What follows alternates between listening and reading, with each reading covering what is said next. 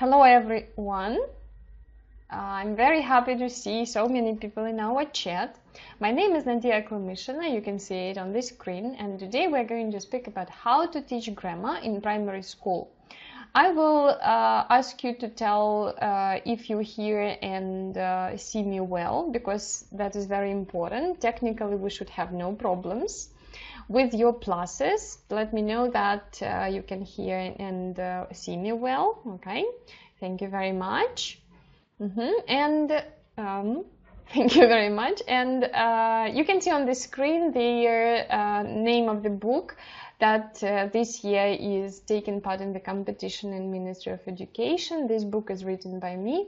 That is the English for the 4th grade in usual school. And I will tell how I teach grammar, and I will show some examples from this book, how it works for you to first of all get the experience, get the knowledge, right, how to teach grammar systematically, and on the other side to see how it looks practically in the school. Okay, so we will start the webinar about how to teach grammar.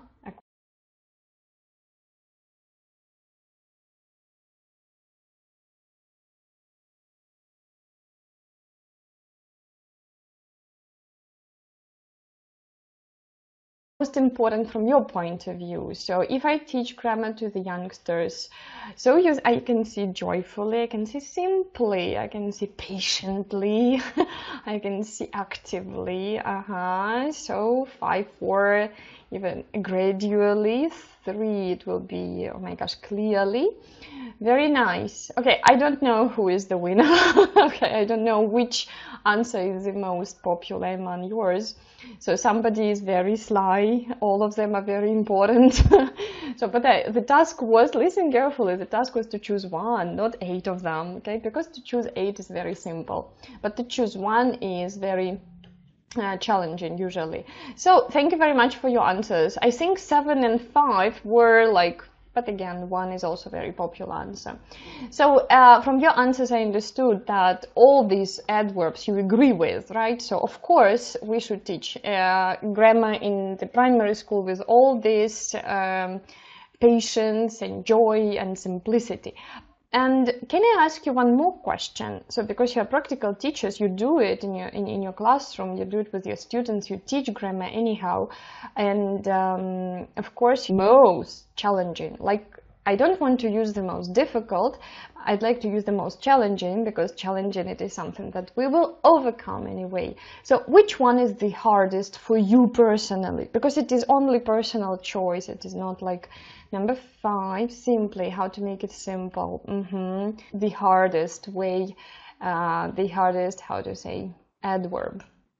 Okay, so I can see 3, clearly, frequently, that is a challenge, right? Yeah, sometimes it depends on many things, gradually.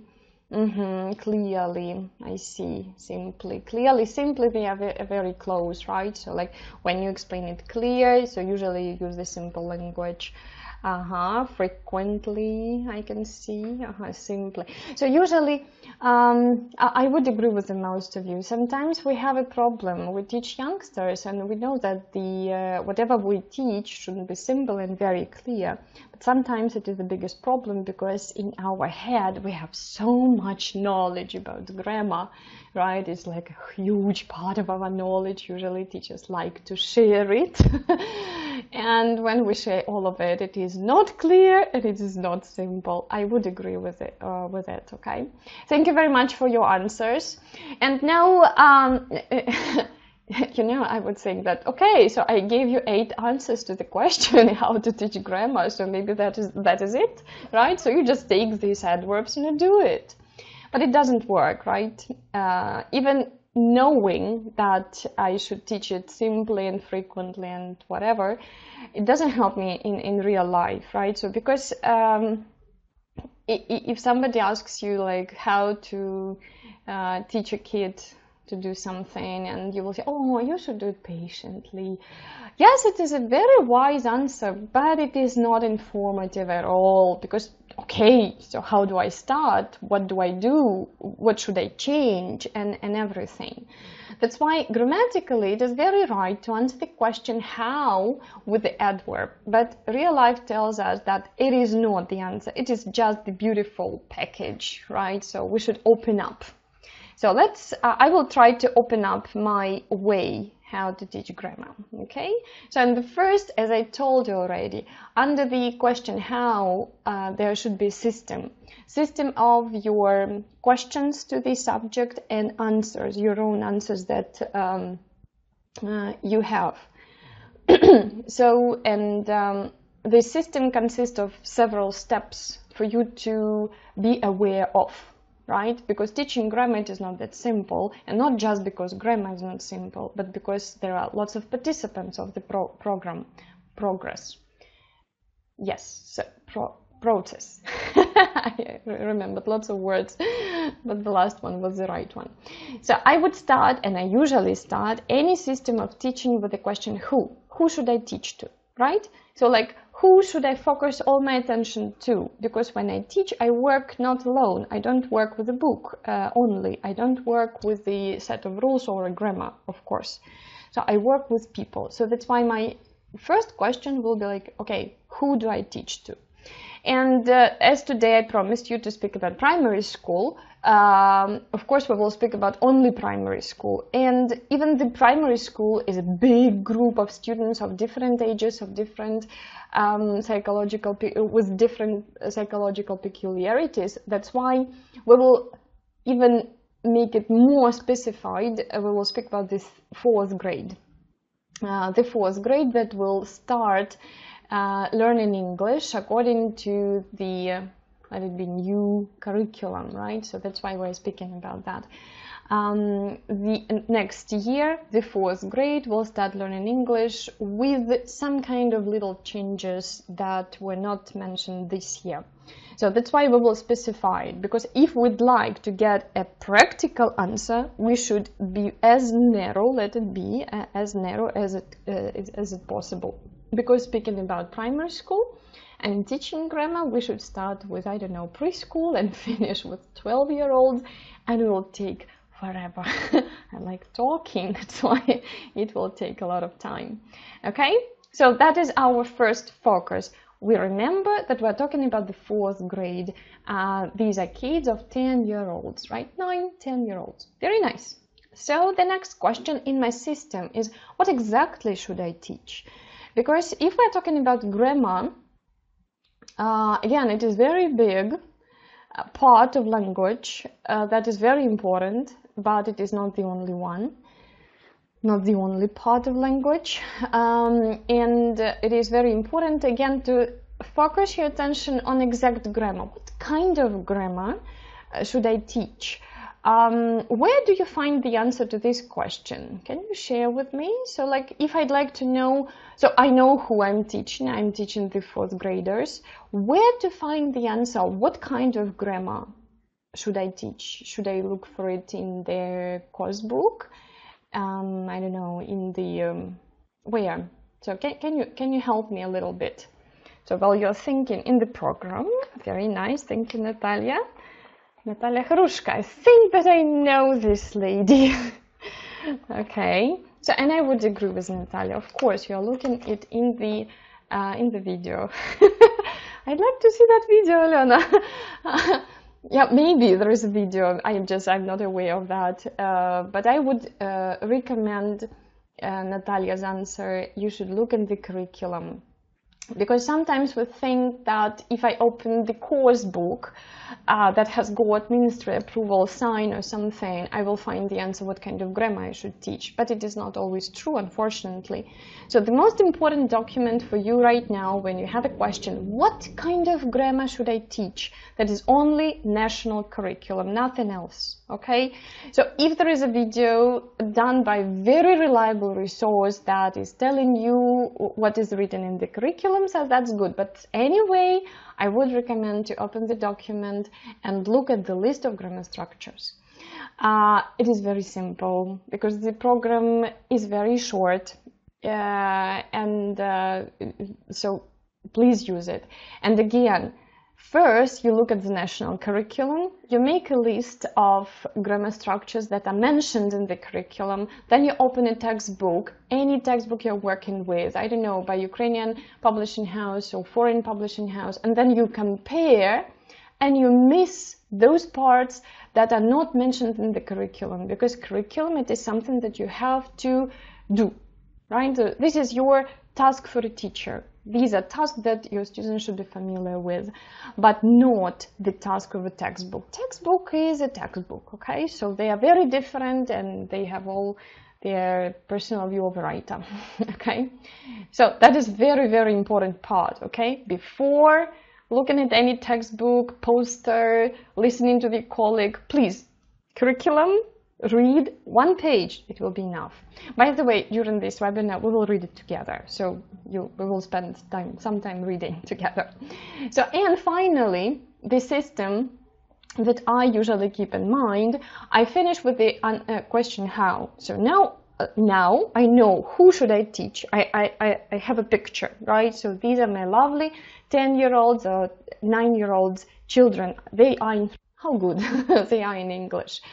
And I know what kind of material, what kind of structures, because for primary school you should teach structures, right? So what kind of structures they should be able to understand and to use. Now I should think, okay, how to put them together, how to give these wonderful structures to these wonderful kids. And that is the answer how. If you read the curriculum very attentively, and as I told you, it is quite short, so it's possible to read it attentively, you will see the word,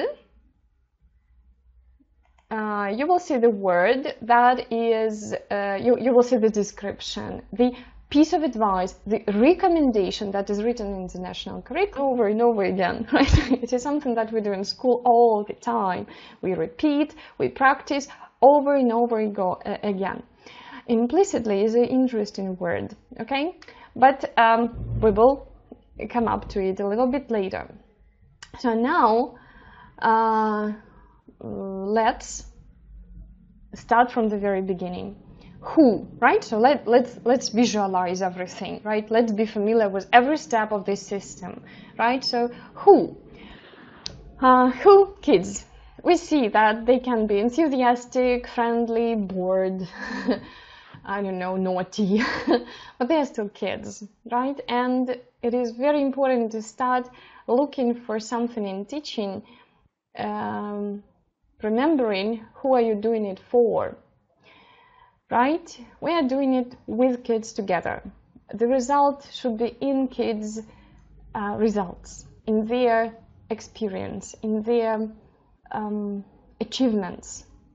That's why every time when you start thinking about what should I do during the lesson, remember your kids. I will not surprise you if I tell you that sometimes for different groups of students, we have to do something differently, because one group is very active, enthusiastic, the other group is a little passive and maybe not so outgoing, and so on. And that's why you have to change something. That is why it is very important to keep in mind what kind of group you are teaching. Of course, it is very frustrating and difficult to prepare different lesson plans for different kids, but I'm not suggesting that, because we have lots of things to do. The idea is to be flexible, to remember that I have different kids, and with this group I will do these tasks, and in this class I will do it a little bit differently. It is possible to find a way to every student, so it is maybe the most challenge that is, but if we are speaking about how to teach, please keep in mind the pictures, the smiles, the bright eyes of your students. All of them are nice. For some, it is very difficult to be a good student. That's why they're trying different ways.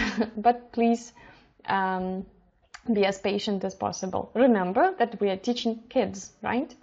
The next step that we should remember, and I told you, to open national curriculum and to see what should I actually teach.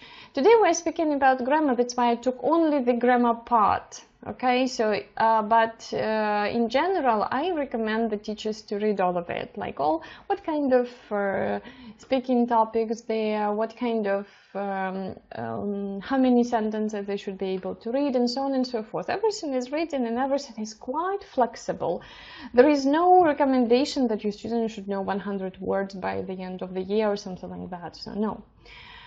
Now let's look, so maybe it is quite small, right, so to read, but this is exactly how it looks in national curriculum. I just took a picture of the page and I cut the most important part.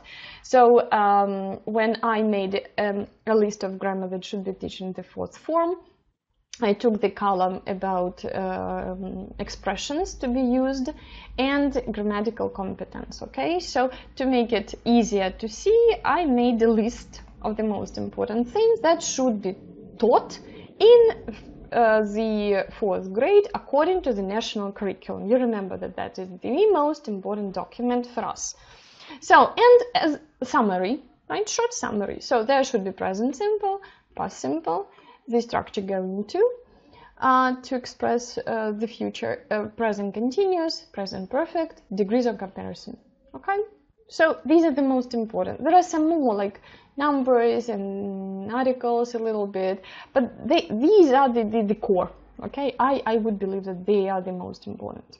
Okay, so now you see that I numbered all of these grammar items, right? So you can, and there is a question on the screen: what to spend more time with? Why do I believe that something should be spent more time with? If you look carefully at this list, you will see that, for example, going to, it is only one structure, right? It is only one structure, and it is quite easy to explain how to use it, right? Question, negative, affirmative, and that's it. It is finished, and you should know that it is the future plan. But for example, present simple or past simple has got lots of things to pay attention to, like the endings, the way of, okay, I can see your answers, but you don't, so you have the question, so, and your choice is 5 and 4, 5, 6, 5, 5, 2, past simple. Simple, present perfect, present perfect, present simple. Okay, I think that the winner is present perfect. And I will give you a little information about our national curriculum. I hope you remember that our national curriculum was written in 2000. Yes, I see. Okay, 2 past simple. 2 and 5. Even. Okay. So, and if you compare the program from 2002 and the new program that is something on my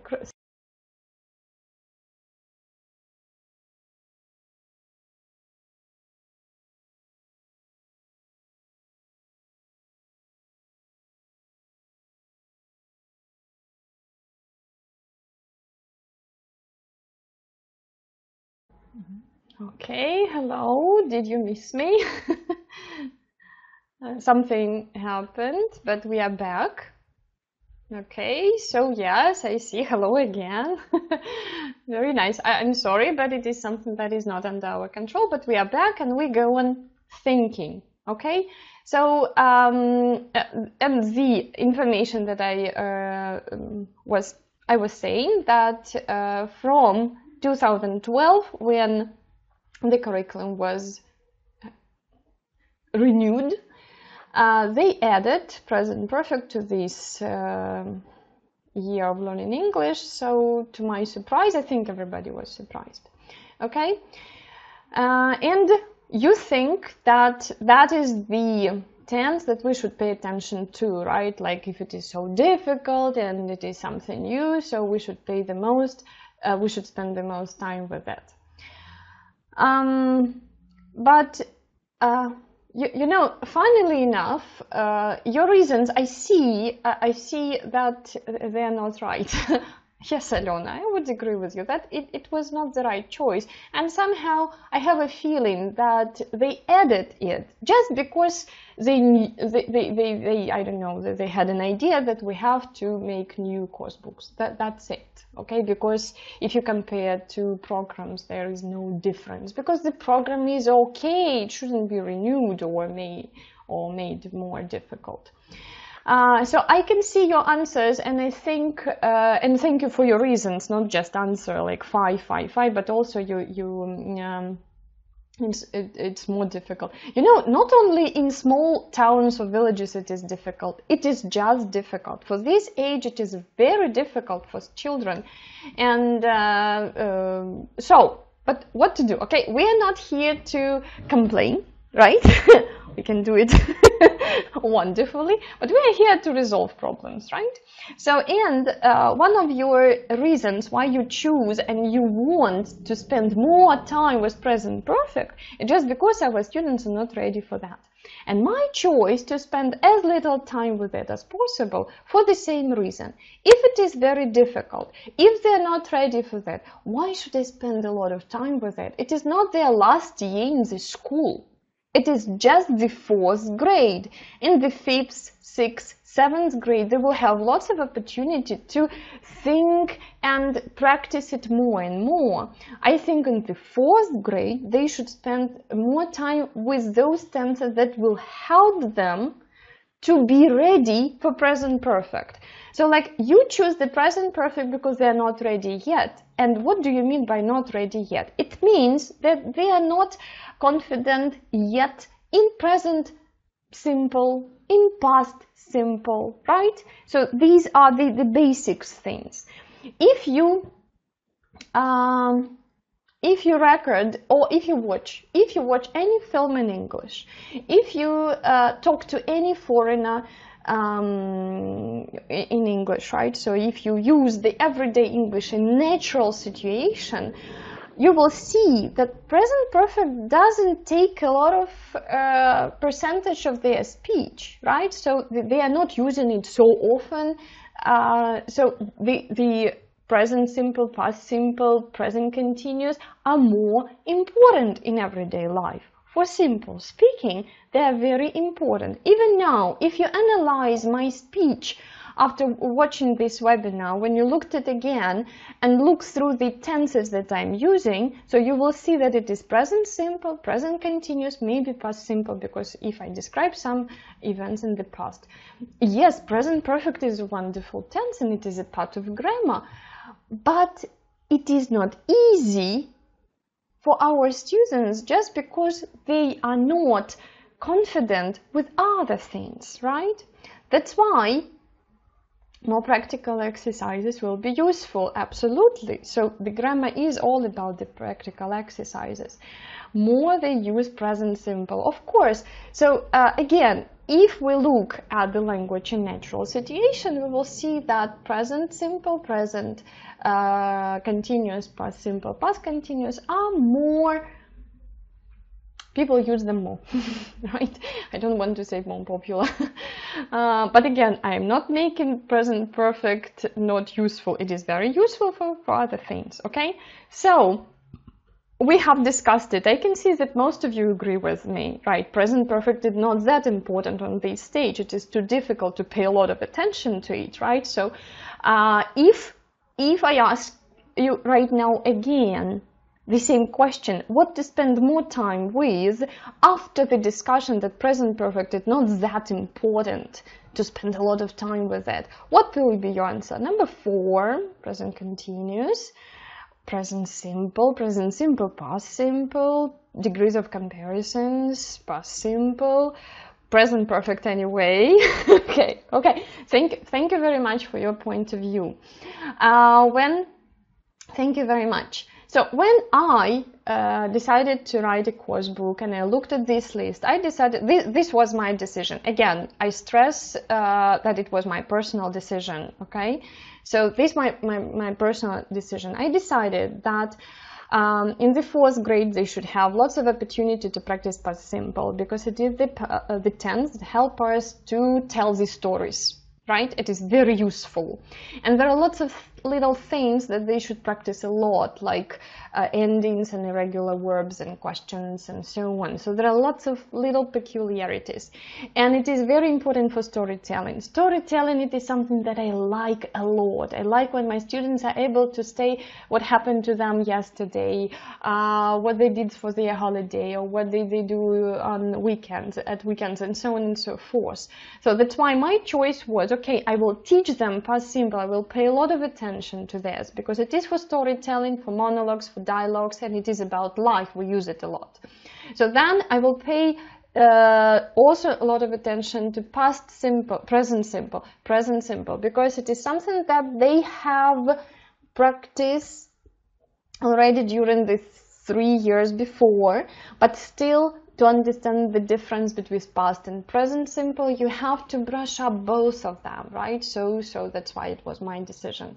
Present continuous, of course, to practice as well, because it is something that I'm doing right now, and they should be able to feel the difference. So then degrees of comparison go into, because it is the small one, and the last stage took the present perfect, because I think that in the 4th grade, it's a quite good idea to show them that there is something like that, right? To show that, yes, the tense is like that.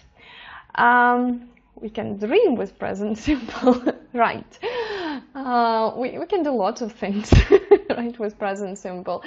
And my choice about the present perfect was that I will make the minimum of it. I will show them what is it. I will as clearly as possible illustrate its meaning, and wish them good luck in the next future years to learn it, to understand it, and actually to use it. So my idea was to start with past simple. And I would agree that irregular verbs are quite difficult. And from my experience, it takes so memory is good. Yes, memorize irregular verbs is nice, but it is not as helpful as to use as many times as possible, meaningfully, not from memory, but meaningfully, the verbs, and then it is better, they remember them better. Okay, so thank you very much for your sharing. Too much grammar for them. Just 5 items. I don't think that it is much. I think it's quite capable. We have 60 lessons plus 5 to review things. I found that it is possible. Again, possible to practice, and to practice more in the 5th grade. Please keep in mind that there is no possibility for pupils, for students, to learn grammar. Like, you cannot say, oh yes, we have learned past simple. Don't be so naive. You cannot learn it like completely. You have to practice it all the time. They will practice it the whole year. In winter they will have holidays, for example, and in January they come back with like, what? Oh, I forgot already. That's okay. Do you remember? Patiently, gradually, slowly. These are very important words when we speak about teaching grammar. Okay? Thank you for your smiles. I don't know what it means, the equal symbol, but I hope it's something good. So, the usual, very traditional way how to teach grammar consists of 3P, PPP system, right? I hope that you know that. Okay, thank you for you being agree. I would appreciate your questions as well. Okay, so usually, and it is rather old system, and I think it's okay. We follow it when we prepare lessons and everything. So every time when we teach anything, okay, we can develop vocabulary or grammar or something else. We go through these 3 stages: present, practice, produce, right? So they should be in this order. First we present something, then we practice it a lot. I have a question.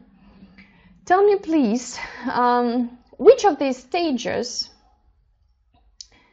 at which of these stages you are not active as a teacher? So let's imagine that in the classroom, you are the teacher. It is not difficult to imagine. At some stages you are very active, and at one stage you are not active at all. So which of them it is? Okay, thank you for the majority of answers. Yes, of course, number 3 is not under your control, right? Number 3, producing, it is a decision of your students to do, right? You present, you are very active.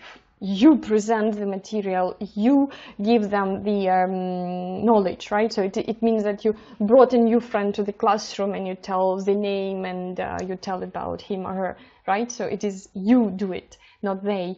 Then you provide a lot of practice with it. So like you listen, you write, you correct mistakes, whatever you do. So you provide lots of exercises to practice this new friend, right, in your classroom.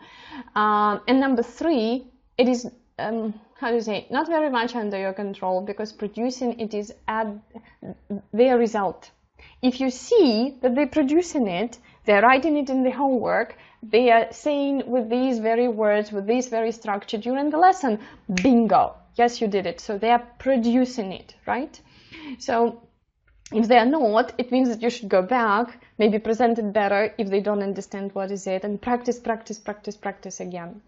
So if we have this structure, when you present, you provide practice, but they produce, I would believe, I think that it will be more meaningful if we put, so my presentation plus something that we practice together will be the result that they are producing it, okay? So I don't remember these stages like one by one, but I believe that this one is more, how to say, practical. So with my presentation and lots of practice that I prepared, they can produce. So, and of course, our time is limited, right? And right now, and in life, and in the lesson. And let's imagine that all the time that we have for teaching grammar, first of all, it is limited, and we should remember about that. Yes, Alona, it is another, something another. Okay, 2080, it is one more law of life and business. I would agree with that. But my question will be, yeah, I see your answers. I understood. It is very easy to guess the question, right? I shouldn't speak right now. Okay, so I see that there are lots of different answers. Some of you will think that 40% we should present, as I understood, and 60% of time we should practice. Some of you think 10-90. Some of you think that even 50-50 there is an answer, right? So I should present something for 50% of my time during the lesson. But I would say that most of your answers like 30-70. Okay, thank you very much for your ideas. Depends on the structure. That's interesting. You know, there is always a person who will say, oh, it depends, right? But it doesn't matter which structure you're presenting. There is a general piece of advice how to do that. Let's look further. Thank you for your answers. I think that right now you can see the international methodological piece of advice. Don't take it as a law. It is just a recommendation that, from my experience, I agreed 100%.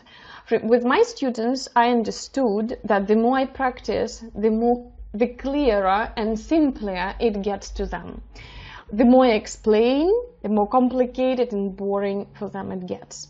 So that's why from who wins? I don't know, the teacher.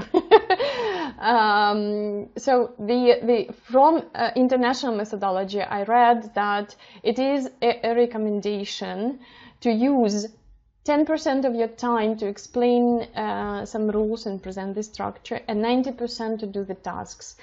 And the system of tasks should be developed in such a way for your students to apply the rule, to see how the rule works. They should see lots of examples. So right now I prepared some math task. You can see that there is some numbers like 45 minus 15 means 30, 30 is 100%. What does it mean 3? Can you tell me, what is 3? If I have this kind of mathematical something, minutes, very nice, thank you Marina Andreevna, that is 3 minutes. 3 minutes for what?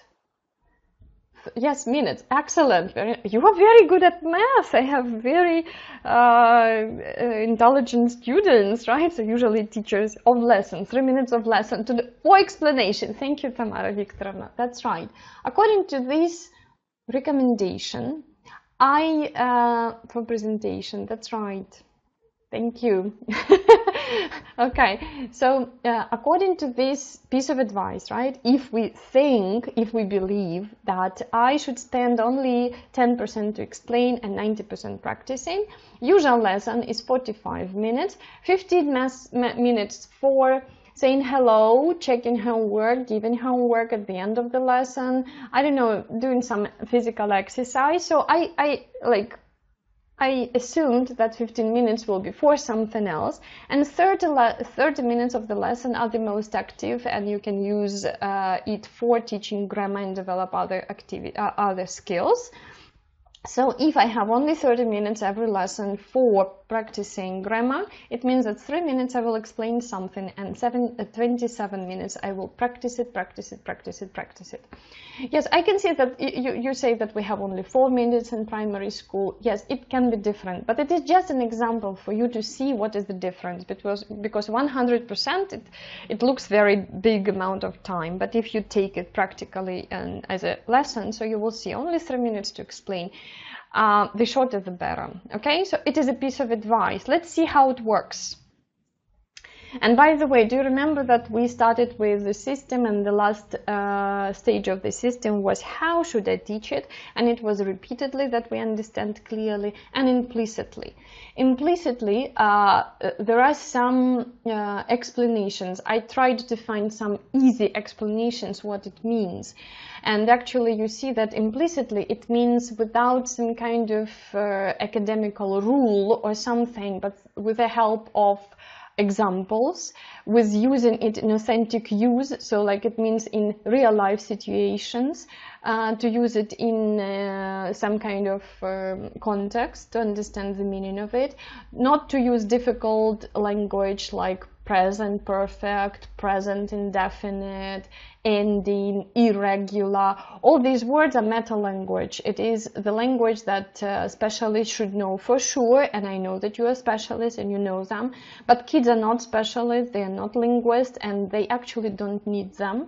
So that's why in my practice and in my course book I tried to make it very, very simple without any meta language.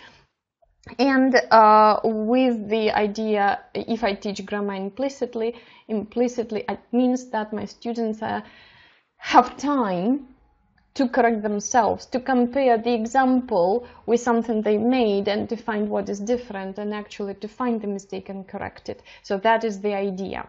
And I hope, and I really believe that with this word implicitly, it is very good illustration of this 100% time for grammar. It means that I use very little time to explain it, but I use a lot of time to show examples, to practice it, repeat it, correct mistakes, and so on and so forth, to see the difference.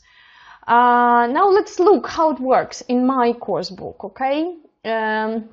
I took one of the lessons that is about past simple. As I told you that I have paid a lot of attention to this past simple to glue the language together. Actually, my philosophy in the course book was to teach a lot of grammar, because grammar helps us to glue all the words together in meaningful message, right? I can know the word table, chair, teacher, but if I have no grammar, I don't know how to put them together. If I know the structure there is, so I can easily say there is a table, teaching table in the room. So grammar is just glue for everything, how to put the language into meaningful message, okay? So right now you can see one page of it, and as it is small, of course, but you can see it in a big one on our site right now, and from the 2nd of March you can see it on this site, and you can look it through all and enjoy every page, okay? So you can make it bigger and smaller and read everything. So right now you will see only this small page, but I will show you how the system of 10% presentation and 90% practicing works in my course book. So the page starts with the third actually task, because the beginning of the lesson on the other page, but the grammar starts here, okay? So the first I present like how to make the affirmative sentence and how to say no, I didn't do that yesterday. First of all, everything happens in yesterday. Yesterday, that is the word that my students know. Yesterday, usually I show it back like, was it yesterday? And they remember that for yesterday I use D and everything. What is that book? The book that you saw on the first page, and I repeat it again just for you not to be lost. On this side, from the 2nd of March, you will see it, and you can see every page. Right now, you can see it on our site, osnova.com.ua. Again, the whole book is there, that's why you can open it and look through the pages. So, but I come back to this page, okay? First, representation, the rule, you see, remember, that is usually the rule, right? They should remember that yesterday I cooked the soup, I looked at that, and so on and so forth. If I didn't do anything, of course I will say, I didn't cook the soup yesterday, right? So first I present it. Then they can see the words, verbs actually, right, the actions, right? And I ask them, so can you find if every day I tell these stories, what did you do yesterday? On the column next to the present, to the first column, not present, to the first column, in the second column they can see everything they did yesterday, right, for it. So, and they should find it. Usually I do it. My students don't know, right? So let's imagine that they don't know that tell is a regular verb, and in the past it will be told, and so on. No, I don't tell them that. I just tell them, look, every day I tell the stories. What did I do yesterday? Find the word tell in yesterday. So, and believe me, they find it. Maybe not from the beginning because it is a little bit different, but when they match all of them, they will find tell, told, hear, heard, is, was, they will find it. It is kind of presentation and practice at the same time. I'm not giving them the right answers, I'm asking them to explore it, to try it themselves, right? So it's like a game. So when they know all these variants for how they did it, again, they do it with mistakes, right? But they do it themselves to explore. Then we check it and put everything into the right places.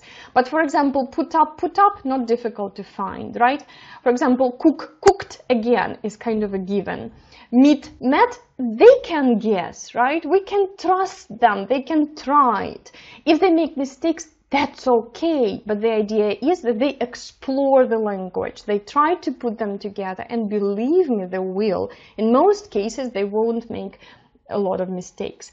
When all these words are matched, and it was presentation and practice all together, I would say it, right? So they used the new rule in speaking. So now I say, every day I meet my friends, and my students answer me, yesterday we met our friends, right? Or maybe your friends, it doesn't matter. So it means that now we are practicing it on the comparison. What I do every day, tell me what you did yesterday.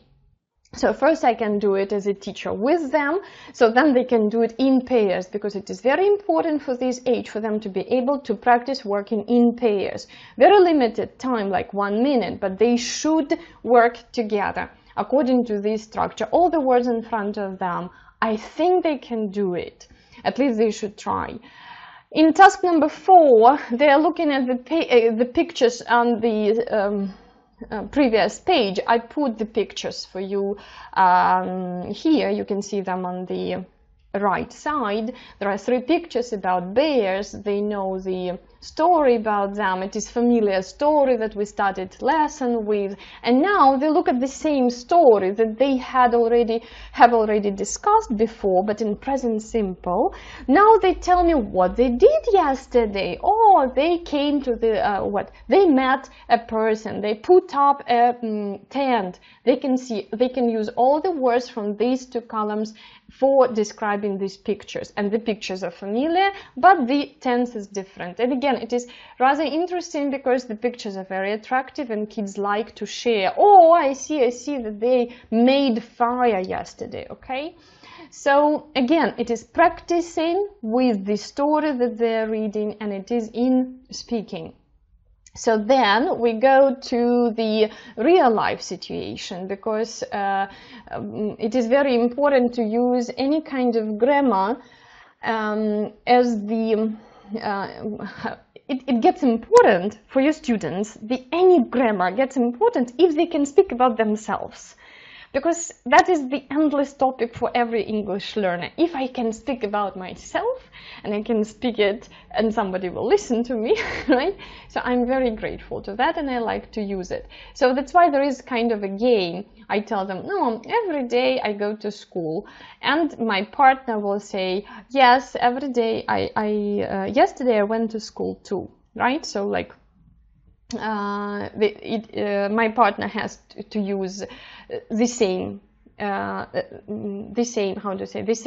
expression, but in the past, right? So then my partner tells me, every day I meet my friends. No, I didn't meet friends yesterday, for example, right? So why it is a real life situation? Because it is truth about them. It is the truth about them. It is important for kids to share what they really did. Did they eat soup yesterday, or they didn't eat soup yesterday?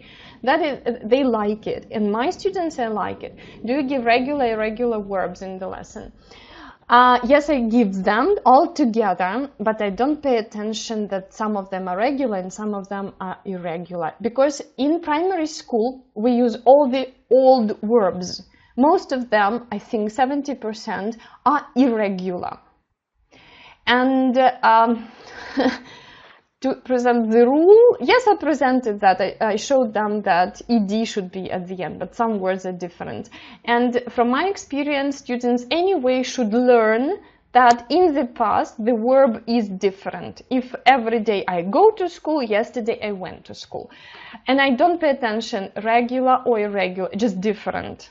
Okay, so I don't pay attention to that, not to make all this, oh, it is irregular, it is so difficult.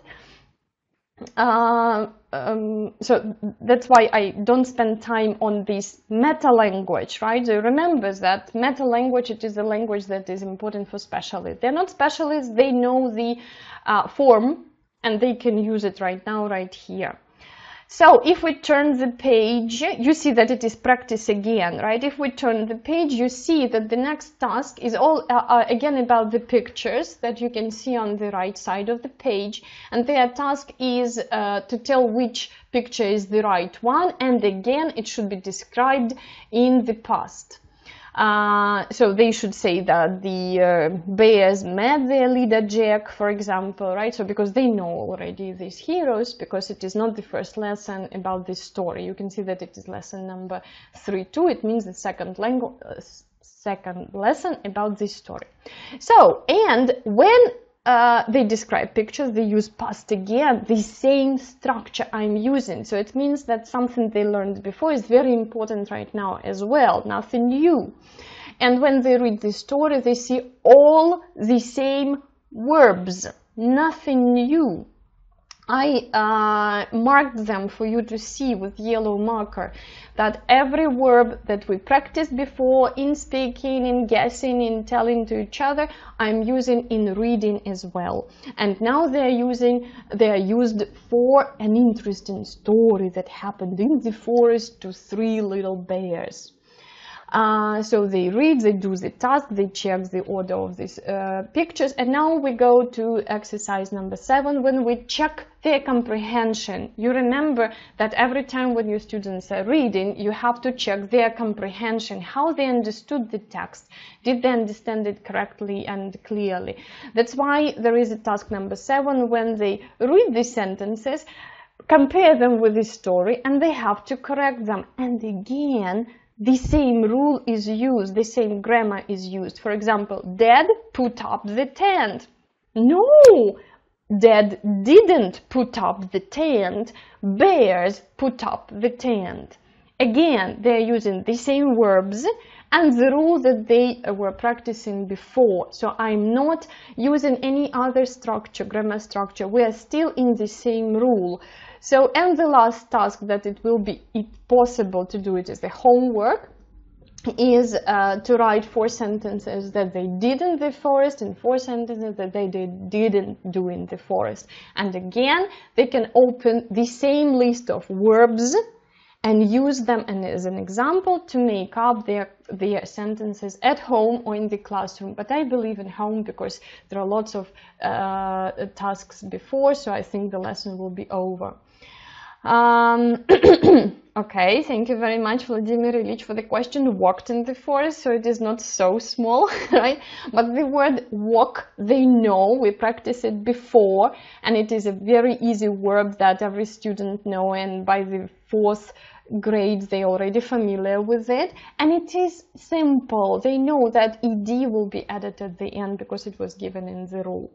Do you manage to do all these activities during one lesson? It depends on the group. It is a very fair question. It depends on the group. Some groups are very quickly, but I believe that with youngsters you have to work very dynamically, because if the task is longer than 7 minutes, they get bored, you lose their attention, they are not attentive, they are not working anymore. That's why I would recommend to do at least most of these tasks. Of course, some of them you can maybe miss or do very quickly without any preparation or writing, because writing takes a lot of time. I save writing for the end of the lesson, when they're a little bit tired already after reading, listening and speaking, and they can write a little bit. But again, a little bit. They shouldn't rewrite the texts or write 7 sentences or something like that. At home it's possible, but again, if it is prepared. Any translation at the lesson? That is my personal philosophy. You shouldn't take it as a law again. It is not recommended in our national curriculum. There is no restrictions. It is recommended to use as much language, English language, as possible. To my personal philosophy, I think that my students should learn English. That's why I'm using English only. Of course, sometimes to save my time, that is the only reason. To save my time, I use native language. But again, I prefer to use it in a way when I ask and they translate. I don't give them the native translation of something. How many verbs in the lesson? Yeah, there are like 12, I think, or maybe 8, but the idea is not in the quantity, because most of these verbs were taught before, so they actually are not new in present simple. That is very important. They are not new in present simple, they know them in present simple, and now they are ready to go into the next level and put them into past simple. So, and what will be the next page? I don't remember. The idea is that teaching grammar sometimes can be very boring, and our students don't like it, and sometimes even we give them such a message, right? So today will be the new grammar. Oh, I don't believe it. I don't believe that grammar is boring, and I know that how do I do that? So every time when I prepare grammatical tasks for my students, I always think about my students' motivation. Will they like it? Will they be interested in it? Or something like that. You can see even smaller, the same pages, but even smaller, and I wrote here some examples of how I motivate them. After presenting the rule, that takes very short of my time, I present so the first task, you remember, to match the present simple with past simple, right? So to match them, and the idea in my students is to guess right. Okay, can you guess right? Can you find, right? So it is exploration. Usually students are very motivated to do that. especially when I don't blame them for their wrong answer, but I praise them for the right one. So I make emphasis on the right answer, not on the wrong one. When my students do wrong answer, I say, okay, can you find another one? So there is another answer. I try to avoid the answer wrong, you're not right, something like that, not to stop their motivation from exploration, because to explore it takes some bravery, right? Bravery, sorry. So the next task, you remember, they have to speak about my everyday and your yesterday, and it will be to speak about myself. Usually it is motivating, speak about myself. So the next task can be organized. It is about the pictures, describing the pictures. It will be about to be the first to make a sentence with one of these words, and yes, you were first. Very nice. Ошибка в третьем абзаце. Фамилия с маленькой буквы. I'm sorry. Yeah, you're talking about the book. Okay. Thank you very much. We'll try to find that mistake. The next activity, when we share what I do every day, what you did yesterday, or maybe I didn't do it yesterday, and again to say something true to life, it usually motivates students a lot. So I'm speaking about my real life, my real experience. Then when we guess it is on the other page already, when we guess the order of the pictures using past simple, we have to guess right, which picture was the first one and was the second, the third one. After guessing, I check myself. That is also very motivating. They like checking themselves, right? So like when there is no teacher who said, no, you're wrong, you're right, but okay, you have your ideas, can you check them? So they're usually very excited about that. On my lessons, I hope that children are quite universal like this in the world. So the activity number, I don't see the number, I think 7, when they have to compare the statements and correct them to be true about the story, they can get 4 getting points, right? It can be some kind of a competition, it can be even the group work, it's up to the teacher, and they also will be very motivated to find the right answer. Where can I see these textbooks? Ludmila Alexandrovna and everyone who is interested in. So on this site you can see this book from the 7th of March, and you can vote for that if you really like it. But first, look it through, ask me questions, I don't know, whatever you have, some hesitations, and then vote for that as a course book to use in the next year. And the last activity, when they write the sentences, can be the motivation. You can tell them that you should write, and we will play the game about that, right? So they will be, oh yes, if I write these sentences, I will prepare some kind of game. Children like preparing games for the lesson. Thank you very much. You have only to let them do this. Right. So all these ideas. So I wanted to tell you that yes, teaching grammar is difficult, not easy. The more you practice, the better. Stop explaining. Start doing activities, right? Because it is more demonstrative for our students. And second of all, make it with idea that they should like it, right? So the pictures should be attractive, the tasks should be interesting. And you remember that we started with the question, right? Which tense I should spend much more time with? And in this course book that you can see on the screen right now, it looks like this with a wonderful bear actually.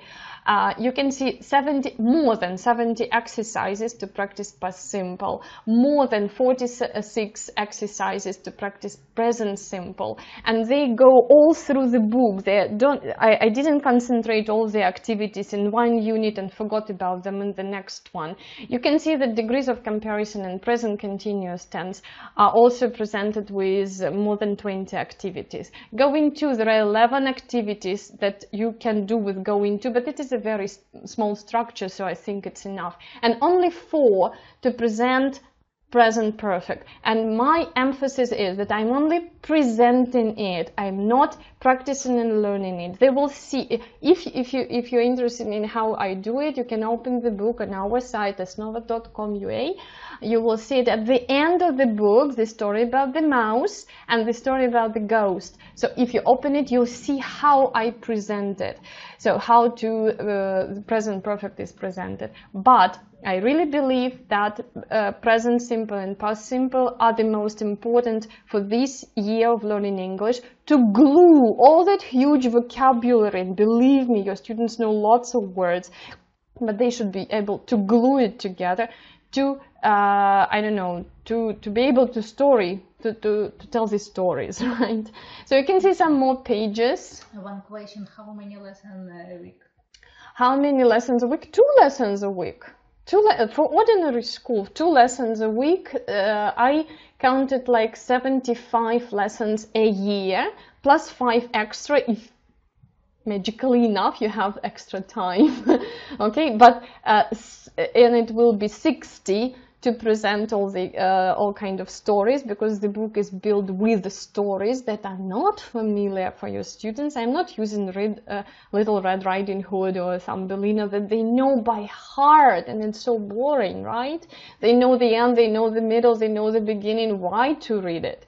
So, but I'm using the new stories. They're quite easy, they're quite simple, but they represent lots of interesting heroes. You can see that there is a story about skeletons and the funny bird Benedict, and my favorite one about monsters that are very, very colorful and different, by the way, to present comparisons. What else? Of course, as any course book, there will be lots of things to help you, but one more that I am very open about, my personal assistance. You can see my email. Please write it down right now and ask me any questions after looking through my book. And you can see my personal phone number, and I'm ready to answer your questions if you have them. I'm open like that because I know that only the author knows what she or he meant on the pages of the book. And one more time, you can see the this book right now on our site osnova.com.ua. You can look through it right now in electronic version. Every page, it is not even limited, or from the 2nd of March, you can check it on this site and vote for that, or ask questions. Please take responsibility for the book that you're going to use next year. I know that there is no perfect book. I know that all of you are very practical and wise teachers, and right now you have an opportunity to choose a book that will be a pleasure for you and for your students. Okay, so if I didn't answer any of your questions, please ask, are you going to prepare a book for specialized school? You know, let's don't be in a hurry, right? So for now I have this book, and I have some interesting ideas for the 1st and 2nd grade, and we'll see who does the proofreading for you. Vladimir Ilyich, the proofreading is done by a professional, and by the way, 2 people read it, and one more person also read it. It was a very professional person. Okay, I'm not going to tell the names because they will not tell you anything. If you have any questions, please share. And by the way, you can see the dragon right on your page. That is not native speakers. Some native speakers helped me, but not much, because our prices for proofreading are not interesting for them, to tell you the truth. So that's why I had a little opportunity to use the native speakers, but not for the whole book. What about video and audio? No video yet, I don't know, but audio, yes, it will be, but not to the course book, not to make the course book very expensive for your parents. It will be with the teacher book, and on this course book you will see very important and useful materials like audio text of audio to listen, because they are not given in the book. Your students cannot read them before, because we are developing listening actually. They are not given, but they are given to you, and they are there, the course books, the short, I don't know. Some of the books are there by me, but that is the first course book. Okay, price. Thank you for the question. Interesting question. It is not decided yet, I'm afraid to say, about the system, first, second, third grades. Of course, there should be a system, I believe. I agree with you. So, but this year, we started with the fourth grade just because the schools have to change the books according to the Ministry of Education. So that's why, unfortunately, we didn't start with the first grade. But if you look through the through our site, I have a book for the first grade, 1 lesson a week, how to work with them, and right now I have the first course book. Thank you very much. I wanted to finish with the something that is very obvious, but I believe is quite important for our students. You can see this wonderful dragon, and that is the dragon from my book, and I believe that the book should be very friendly for teachers, because I used lots of grammar material, not lots of, useful grammar material in lots of variations, in lots of activities, and for students it is friendly because all these stories are very interesting with unexpected ending, and the pictures are adorable. So I like the pictures in the book very much. I hope if you look through the book you will enjoy them as well. Okay, thank you very much for your questions.